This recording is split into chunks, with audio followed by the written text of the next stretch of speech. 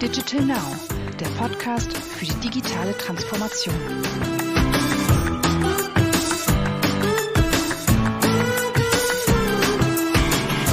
Welcome to a new episode of our Digital Now podcast.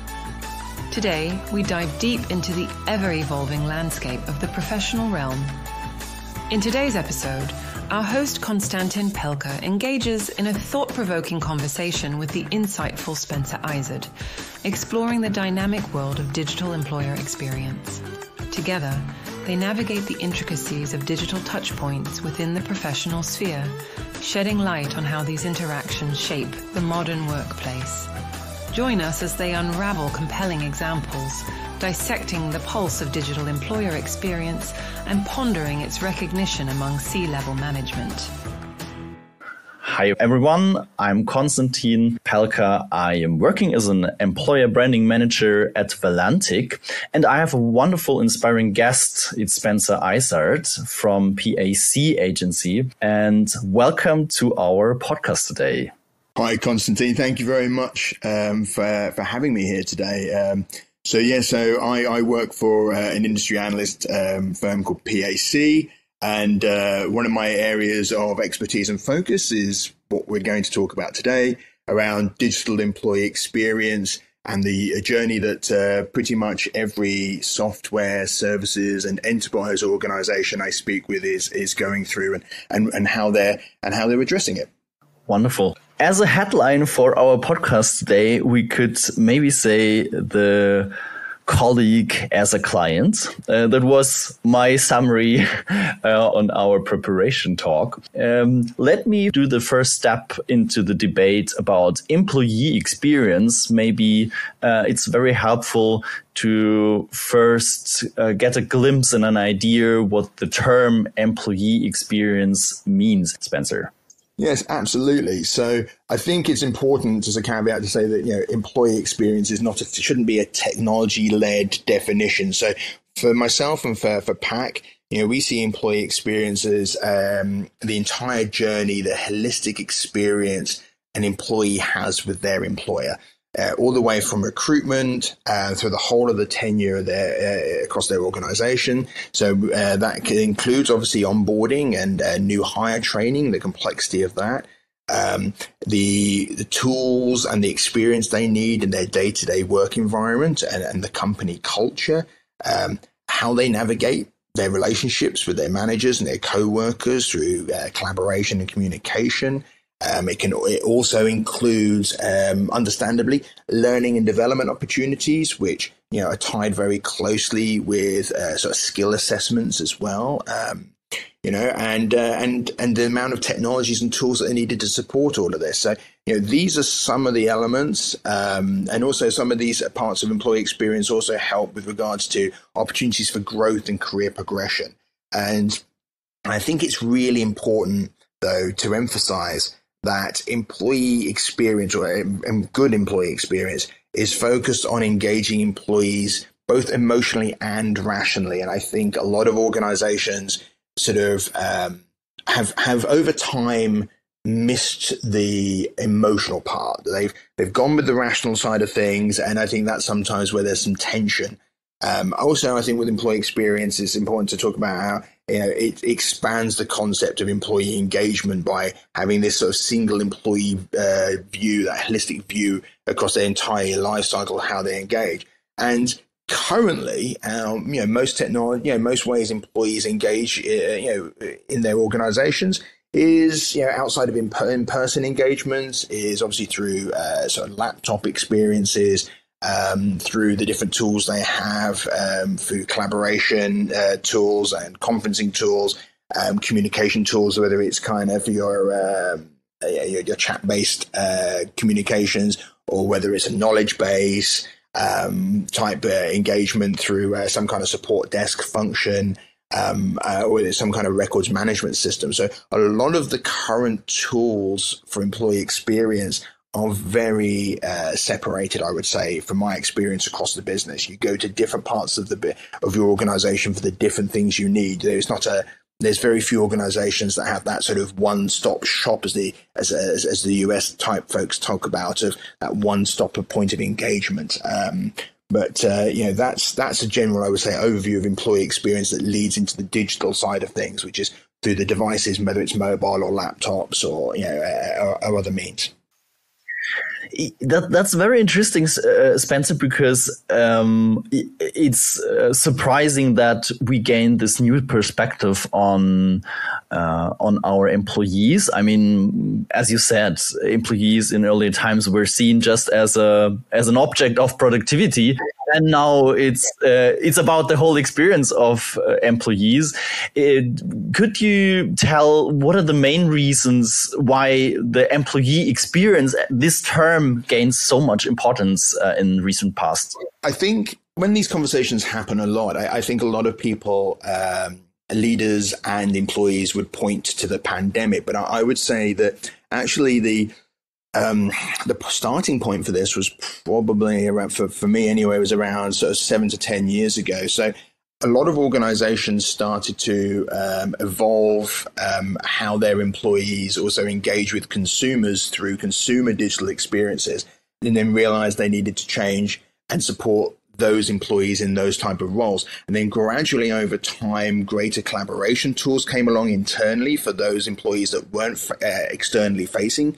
And so there was a significant change and shift. And what this meant really, and was emphasized by the pandemic, and then since we've left that, and we're still readjusting, is that we at PAC particularly see there to be a war on talent across pretty much every industry and every technology segment within Europe, and also, frankly, globally. It's a tight labor market at the moment. Employees have more options than they used to. A lot of organizations can't find the skills that they need to meet modern demands, whether it's around AI, whether it's around sort of, creative skills, and a variety of digital creative skills that are needed. So that's a huge factor. Pretty much all the surveys that we do, basically talent as a challenge and talent acquisition and retention continues to be, if not the top, frankly, the second or third of business priorities at the moment and business challenges. There's also a impact on performance in organizations that don't have more modern experiences. We see evidence in our research repeatedly that a better employee experience and digital employee experience does drive higher productivity, innovation. It allows for employees to feel encouraged to bring forward some of their own ideas to help improve the organization. As we've mentioned, there's been a rise in remote work. And also, technology continues to be a key differentiator in this space. We continue to see that the modern employee is understandably expecting an experience in their work akin to what they have in their personal life. And when that doesn't reflect, that becomes a dissatisfying element for themselves. So these tend to be the main drivers with regards to this. So, Spencer, I'm interested, what impact does digitization have on employee experience, and what do you think is changing in this area momentarily? That's an excellent question, because always looking into the future around employee experience. And I think it's a good question to ask for the fact that it will always move. There will always be an evolution. And I think organizations sometimes think about a problem as being for a defined period of time, or a challenge or an opportunity. So, as digital employee experience evolves, we're going to continue to see greater levels of communication and collaboration, through a range of digital channels and a combination. We today are recording this, through what you would consider a digital channel. We're both in two different countries. We're both discussing a subject. This is the most ideal way of describing one means of collaboration.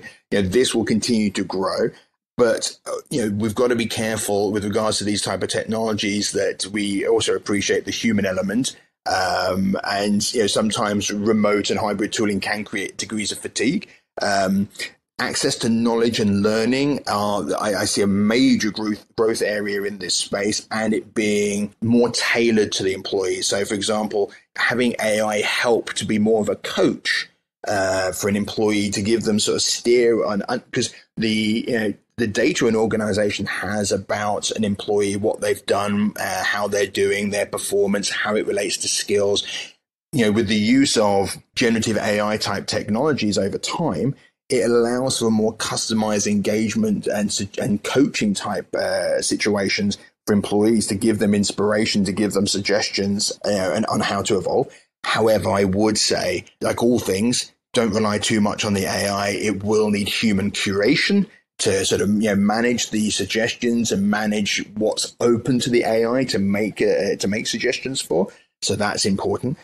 Again, because we're in this time now in our lives where AI is growing into so many parts of how we work, it will provide more and more data, which will give more and more insights to both the employer and the employee, enabling greater scale of personalization that never occurred really before inside of organizations. Personalization has been something that's been really focused on how do you deliver that to consumers and clients and external people. So now there's this opportunity to leverage it internally.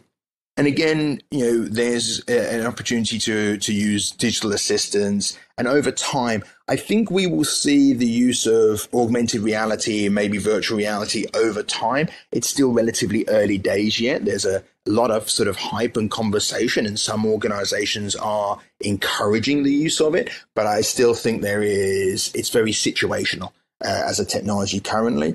And also, lastly, again, I've already mentioned generative AI, but one of the biggest uses of generative AI going forwards will be not to necessarily replace people, but to act as essentially either a creative or a research assistant. Somebody just a thing that can provide you with a level of information and insight that was probably difficult to attain or would take a while internally previously, or you didn't have the skills or access to get that information. So I think that's where the biggest trends around digital employee experience will come over time. Will be this greater access to insight and greater autonomous advice and coaching.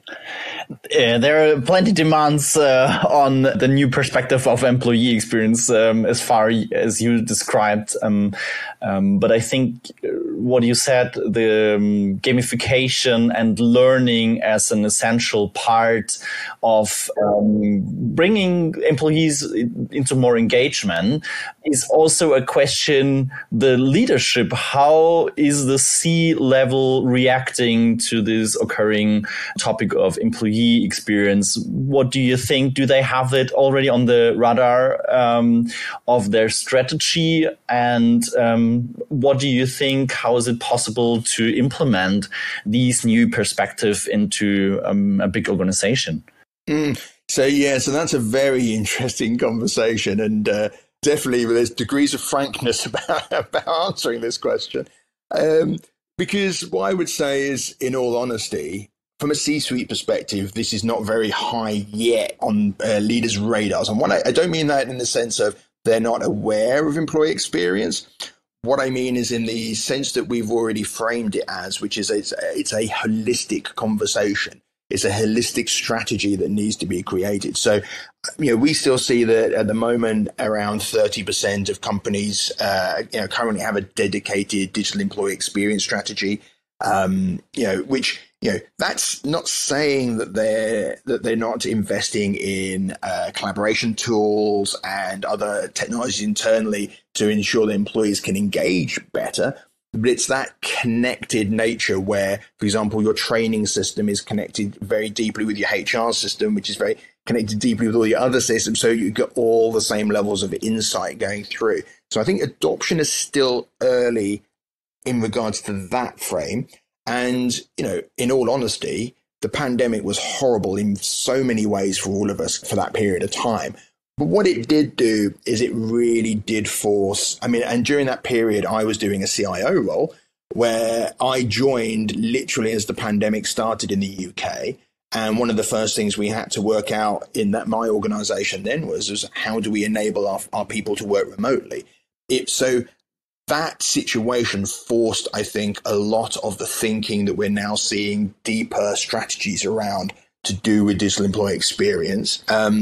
Also, it is being recognized now, as we can understand, as the newer generations of employees coming from university into companies, they have grown, understandably expected to a certain level of customer experience in their personal lives, and they're looking for that as a differentiated value add to joining a company.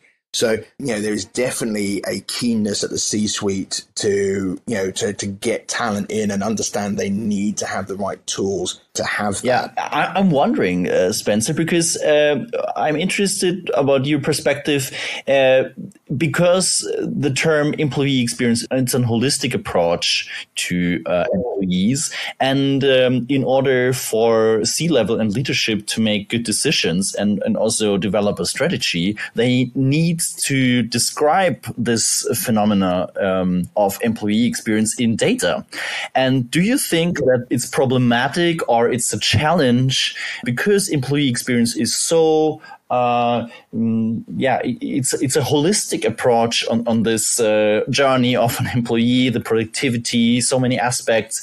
Do you think that's a challenge for organizations to have a good database and bringing all the different aspects employee experience mean together to make good decisions? Yeah, so I've got a slight sort of chuckle in my voice when you ask that, because I think what I think back to is about 10 years ago, I was having conversations around customer experience, and roughly the same question was asked. And what was born out of that over the last few years is, for the sake of acronyms, is a customer data platform. A way of centralizing all customer data to offer more personalized experiences. I think we're going to be in the same kind of inflection point as you were asking with regards to the employee, that maybe there is an opportunity for employee data platform style solutions, but wrapping the service around that, because you bring up a really good point, which is that, so much information about the employee is dispersed among so many different parts of the organization. And it's the classic thing that most organizations have when data is dispersed into different areas, which is a challenge in bringing it all together. And I think that if I was to advise any C-suite leader on what to start with first, it would be, as you just mentioned, is sit down, understand what your employee journey is. Now, there isn't going to be one journey that fits all employees, but there will be variations in the same you do for customers. And then from there, you need to understand where the data sources all come from to feed into that. And then from that, you would then start a range of, so as I think I mentioned already, design thinking ideation sessions where employees are engaged in the journey to help say, what is the experience you need out of it? I think one of the things that concerns me still with some conversations I have with C-suite leaders is that there's a lack of appreciation that employees need to be engaged in the conversation and to provide input into all of this as it goes along. It's not just a case of build something, give it to them, tick in a box, job done. It's definitely a sort of a journey together. So it is very complicated. It seems that it's a big challenge for companies to fulfill all the demands. What I'm interested in, Spencer, is you dropped the word personalization. This appears as the key as a good employee experience. I'm wondering, how is it possible in an organization where you have to go on the abstract level in order to make good decisions, finding data, that you can offer this amount of personalization within a big company? And what do you think is the role of digital tools, room spaces, digital learning offerings in order to create this kind of a personal, positive employee experience? Yeah, so I promise not everything on this podcast will refer back to customer experiences, just because a lot of customer experiences come first in this journey. So this has been a holy grail for that type of experience for at least the last 20 years, which is the term hyper-personalization. And how do you do it? One thing I would say is more encouraging is that whilst employee data is dispersed diversely across an organization, it's still within the parameters of the organization, and everything and anything you need to know about the employee should have. So it's easier than to derive personalization once you identify the interconnected data than it is for, say, a customer. I would then suggest, and this kind of reflects the previous area we were talking about to do with like the future of digital employee experience, is that large language model AIs, like your sort of generative AIs and chat GPTs, I think they are one of the sort of collaborative differentiators that will help drive personalization. I think without these type of technologies, organizations will struggle to do personalization at the sort of scale. What you tend to see at the moment is sort of the internal knowledge base. So sometimes that's used through a product like ServiceNow, but it's the internal knowledge base type approach where you just go and ask a knowledge base which has a library of frequently asked question type knowledge, and hopefully you can get an answer back that's associated. So this sort of lack of accuracy and sophistication has been what's hindering personalization. This being able to run this AI at scale internally, that is really the differentiator in this space, and that's the thing that's going to, I think, potentially, really make this accelerate. Don't you think that personalization, as you say it, is something analog, something very physical, something very direct, and as the word says, personalization? How do you think technology can offer a personal experience? Is there a tension between using technology and having the demand of a personal experience for the employees? Yeah, so that's a good follow-up. I'm enjoying the challenges of thinking about the answers for this. Yeah, you're right. There is personalization in an employee context as there's a level of physical space of understanding, where a person likes to work, how they like to work, what tools in their office. And then there's a level of personalization that comes from mapping sort of skills, hitting targets, projects you've worked on, mapping that, using that as a mapping mechanism to try and advise on training and knowledge and insight and improvement.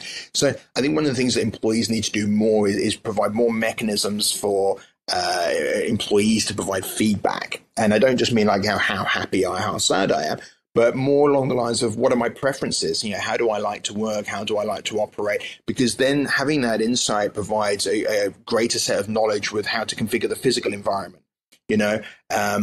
It's important to, like, some people don't like to work, for example, in a ideation, as we've already mentioned, that design thinking ideation fashion. That's not a preference that some people have. Some people also enjoy doing the specific type of work that they do, so they don't necessarily want to be advised on what new opportunities in a completely different part of the business they could work for. So there's going to have to be a range of sort of AI-driven suggestion through the data to say, look, we've seen you do this, could be interested in that. And there's going to have to be more engagement, trying to get more of a sense of people's preferences. It's definitely going to take time and it needs expertise. It needs specialist companies to help enterprise organizations in helping to design these processes, because I've also seen constantly across my career, both as an employee, as an advisor, and everything in between, is that it's difficult for an organization to reflect on how it operates in the middle of having to deliver all the services that it wants to deliver. It does often need an external party to sort of come in and help provide and steer that conversation and that sort of design thinking direction. So it's definitely a nuanced journey, should we say. As you said, the personalization is a key to understand and to master a good, positive employee experience. And you also said this personalization has the effect that you get a higher resonance by your employees. And in the end, if I got you right, Spencer, getting a higher productivity within the organization. For us at Valantic, entrepreneurship is a crucial asset in our organization. What would you say, how important is the creative freedom of entrepreneurship for employees when we think of a positive employee experience? Absolutely. And I think I might have mentioned before that entrepreneurship is a tongue twister for me at the best of times. So hopefully I'll get this right throughout answering the question and and won't say something else instead. I think, look, honestly, all jokes aside, from my perspective, very few organizations have been successful with entrepreneurship.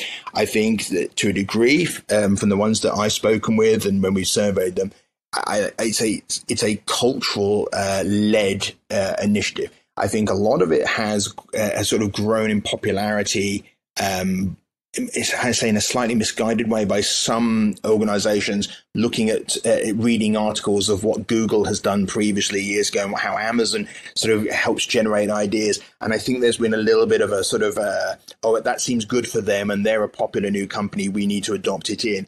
And I think that from what I have seen is when organizations don't sit down and actually think of what's the business outcome for them, what they're trying to achieve by the idea of entrepreneurship, they can often sort of it fail. It's almost like the business equivalent to organ rejection. It's just like you like the you feel you need this thing, but you can't really adapt your culture and your organization to the value of it. So for me, entrepreneurship is about the establishment of new business areas, development of individual ideas that can improve how either an organization is currently operating or an idea for a new revenue stream or a new way of working.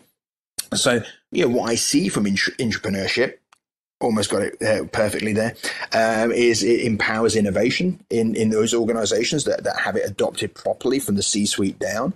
It allows employees, it helps with that employee sort of talent war that we were talking about earlier. It helps with employee retention because you're asking employees to spend more of their time to think about new opportunities, giving them maybe some ideation time of their own separate to their job. It can help, and then if it gets spun into a project, it can drive engagement with employees as well. It can help develop new skills. Somebody can suggest an idea that's outside of their skill remit, and if it gets adopted in the organization, it can be it can be a good way to help people to transition into new skill areas and attracts talent. And I think one of the really big ones, and especially as we've seen again over the pandemic, some of this is it can help mitigate burnout.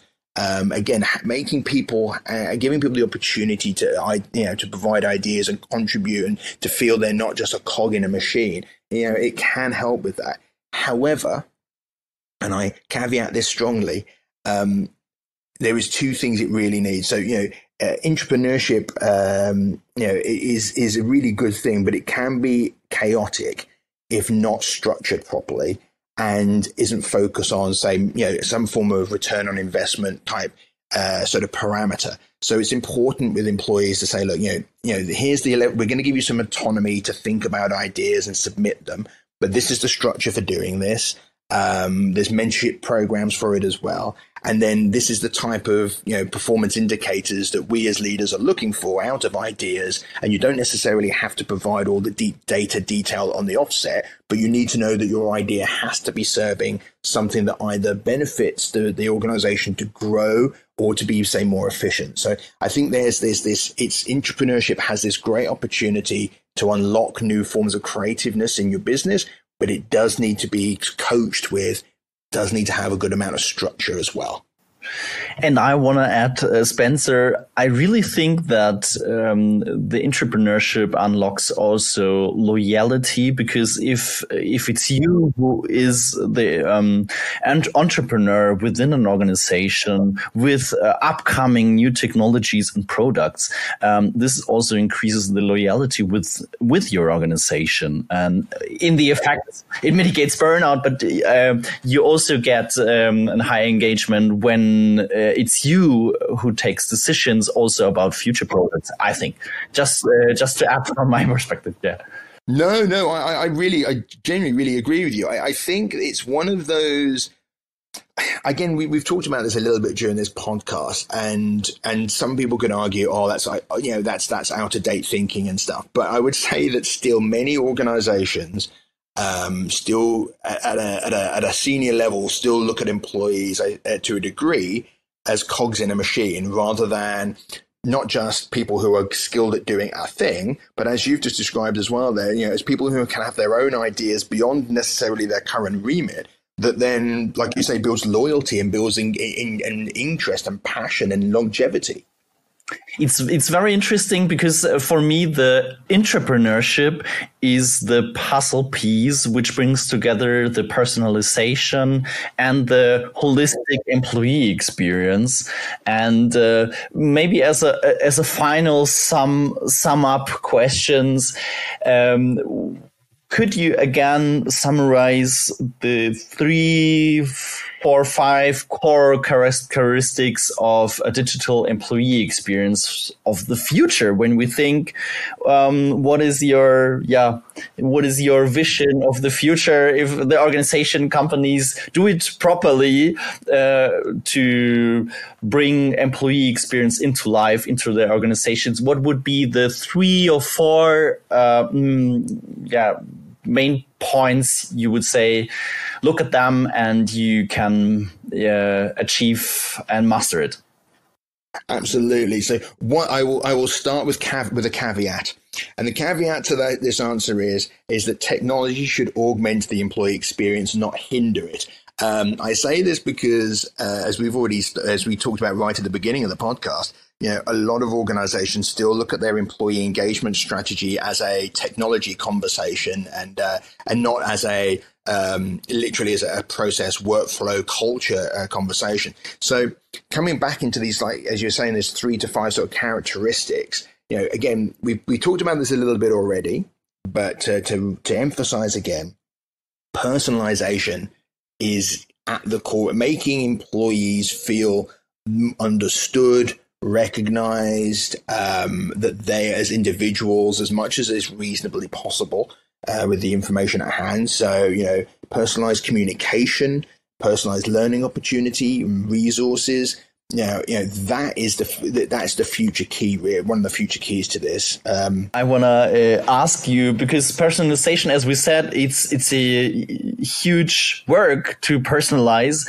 And you said, okay, we use the technology, but what is about the simplicity that we can master personalization and the technology, which is always a little bit more complex, and you have to master new problems with technology. So what do you say about simplicity? Because it's also important for a good experience as a customer or as an employee to have a simple way to do things. 100%. So this comes back to the sort of classic situation, and thank you for bringing this up, that we've talked about a little bit before as well, which is, it is essential for any C-suite leader when looking at their digital employee experience strategy and thinking about their future, to put the employee at the center of the conversation. And I know this might sound obvious, but, for example, the retail industry had to go through the same journey when they spent decades putting product at the center of their business, and they had to switch to putting customer at the center of their business. And what I mean by putting them at the center is that it is going to take, to provide what you would call a low friction, simple experience for employees that's rich. It's going to take a lot of technology. It's going to take a lot of navigation between current ways that an organization operates. It's probably going to take some reflection on people's targets and how managers are incentivized. So there is some combinations of complexity that need to be understood and planned for and navigated to deliver that simplicity that underpins the personalization. It's going up essentially to the point of the pyramid where there's so much work, or even to use another analogy, it's the iceberg situation. Hopefully you're looking at digital employee experience as the tip of the iceberg, but there is a huge amount of the iceberg still under the ocean that needs to be addressed first to make that top part really, really engaged and successful. And I think that's the real challenge around the simplicity side of things. To be fair, customer experience still hasn't truly, it's got much better at it, but hasn't truly addressed this either yet. So there's lots of opportunity in businesses. As you said, Spencer, it's an iceberg. We're talking about a huge natural phenomenon. And what about this big thing? Because employee experience, as you said in the podcast, has so many aspects. And I'm wondering, you were talking about database in order to make good decisions, in order to manage, structure that, because you need to give the employees also an orientation within your organization. And I would be interested, what do you think? How can we make all the data transparent? How can we make the employee experience transparent and also manageable, and also for the employee not to be overwhelming with all the aspects? What would you say? Yeah, so, this is a challenge that organizations face themselves in with regards to the core services that they generate and sell externally, let alone how they engage with employees. I think, in all honesty, transparency, as you mentioned, is at the heart of this with regards to also employees want to understand clearly what their employer is doing with the data that's about them that's being generated, how that's being leveraged in their business. It also means that a lot of organizations and businesses need to go through a data rationalization or a data consolidation effort with regards to employee information as well, and be much more focused with regards to understanding what different systems in their business have the data they need to stitch together to provide the different employee experiences. So there is a significant amount of initial analysis that does need to be put in place. And there also is a significant understanding of what type of systems do you need to, basically integrate together to provide that single view of employee as best as you can. From my point of view, you gave us a really good overview into this debate of employee experience, and gave us great insights about your research in the field of employees, HR, personal, the market. So what would be your first step maybe in order to bring all your thoughts, all your research into life? What would be your suggestion to a CEO, to leadership? What is the first step? So I would say, with regards to employee experiences, what are, as leaders of a business, what is it about how your employees are currently operating that is limiting your success as a business? Because ultimately everybody's employed into an organization to help drive the success of that business. So some reflection on, are there areas of when I say friction, I don't mean people and personality friction. I mean operational behavior style friction. I think it's important for the C-suite to say, how do we retain skill more? How do we, optimize how people are behaving so that we can, be more successful in how we operate? And that's the starting point of the value of what an employee experience strategy can provide the C-suite. I think very quickly then, once a team, frankly, is set up for that, then you go into, as we've already mentioned, the design thinking and ideation phase, where you go and engage a selection of champions, so to speak, inside of your business, of employees, to help then explain what the frustrations the employees have and how they operate and how they want to work, and then basically develop a strategy that feeds into helping growth for the organization whilst helping mental enrichment and career satisfaction in the employees. So thank you very much, Spencer, for being our guest and giving us the insight into what is employee experience? Why is it important to know the insights about this debate? And I really learned that it's about personalization. It's about the experience to make it simple and transparent to the employees, make it flexible in order to make it proper and also get a lot of resonance by the employees, and also to empower people and make it more productive in the end. So thank you very much for your insights and your interesting thoughts from your research. And thank you very much. I wish you all the best. Thank you. Thank you. It's been an absolute pleasure, Constantin.